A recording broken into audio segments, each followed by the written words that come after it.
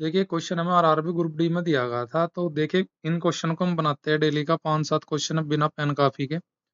उसी की सीरीज में आज ये हमारा क्वेश्चन है। अब से पहले कम से कम मैंने 25 वीडियो डाल चुके हैं जिनमें बिना पेन काफी के आप क्वेश्चन को कैसे बना जाते। देखो इम्प्रॉपर भिन्न का मतलब क्या होता है, सबसे पहले समझो।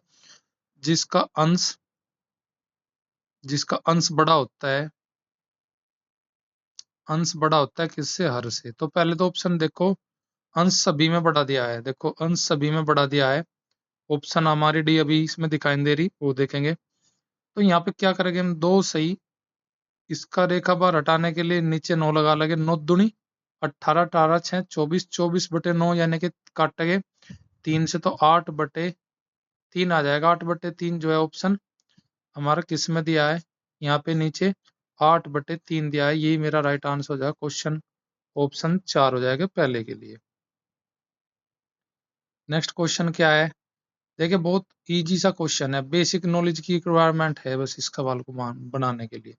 यदि कोई संख्या 4 से विभाज्य है तो 4 का रूल जिसे पता है उस सवाल को बना देगा। संख्या के अंकों का योग 4 से विभाजित होना चाहिए, नहीं ये रूल लगता है अंकों के योग का 9 में या 3 में, तो पहली ऑप्शन तो नहीं होगी हमारी। अंतिम दो अंकों से बनी संख्या 4 से अगर विभाजित है तो पूरी संख्या किससे भाग हो जाएगी, 4 से, ये रूल कहता है। 4 का रूल क्या कहता है, लास्ट के 2 डिजिट, लास्ट 2 डिजिट, लास्ट की 2 डिजिट आपकी कहती है जो कट जाती है पूरी संख्या 4 से कटेगी। 8 का रूल कहता है क्या, लास्ट की 3 डिजिट, अगर लास्ट की 3 डिजिट अगर कट जाते हैं किस संख्या के 8 से, तो पूरी संख्या 8 से कट जाएगी। तो मेरा राइट आंसर इस क्वेश्चन के लिए हो जाएगा ऑप्शन 2 यानी कि सेकंड। अगला क्वेश्चन मेरा दिया है कि अरुण ने 1710 रुपए में 38 किलोग्राम चावल खरीदे। उन्होंने 8 केजी के विक्रय मूल्य के बराबर लाभ प्राप्त होता है, तो 5 केजी का विक्रय मूल्य ज्ञात कीजिए। देखो लाभ करने का मतलब है कि भाई आपका जो 38 रुपए के केजी है उसमें से आपने 8 केजी अपने घर पर रख लिए। 38 केजी खरीद कर 8 के विक्रय मूल्य के बराबर लाभ कमाया। यानी कि कहने का मतलब ये है कि 1710 में ही खरीदे, 1710 में ही बेच दिए।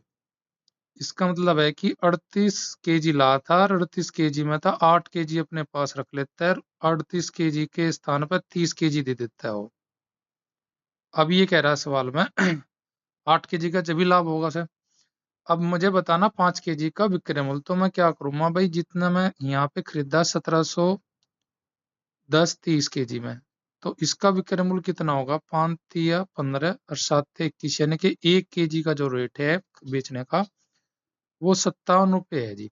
5 केजी का विक्रय मूल्य पूछा तो बस 5 की आप गुना लगाओ, आपका आंसर 5 सते 35, 5 पंजे 25 और 3 28, 285 ऑप्शन बी में हो जाएगा। तो सिंपल सा क्वेश्चन था, डायरेक्टली भी कर सकते थे अगर थोड़ा मेंटली आप दिमाग में सोचते सवाल को।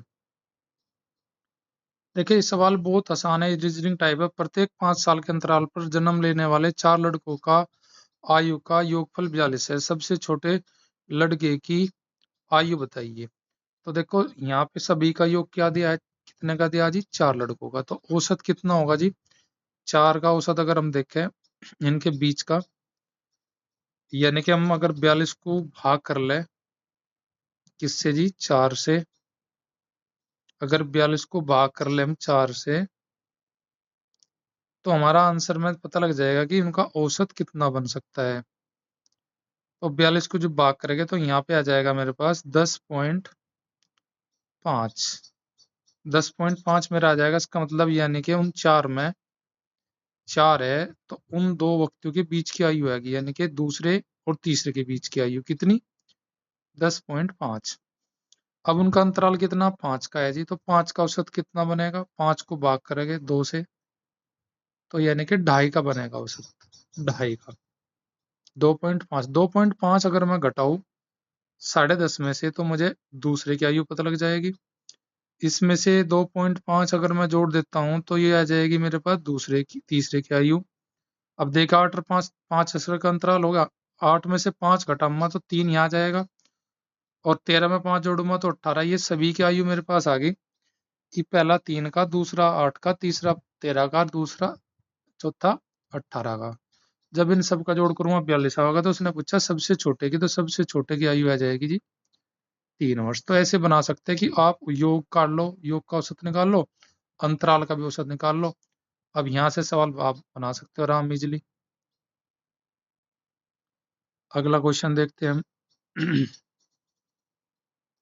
देखिए, दूध वाला 50 प्रति लीटर की दर से दूध बेचता है, उसे 2,000 की हानि होती है। यदि वह 60 रुपए प्रति लीटर की दर से बेचता तो 1,500 रुपए का लाभ होता। तो उसने पूछा सवाल है मुझे, उसका कुल कितनी मात्रा में दूध उसने बेचा।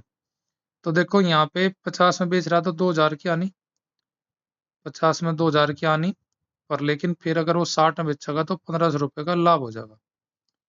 इन दोनों में अंतर का मतलब, यानी कि यहाँ 50 रुपए प्रति लीटर से जा रहा था दूध, यहाँ 60 रुपए प्रति लीटर, यानी कि कै रुपए बढ़े।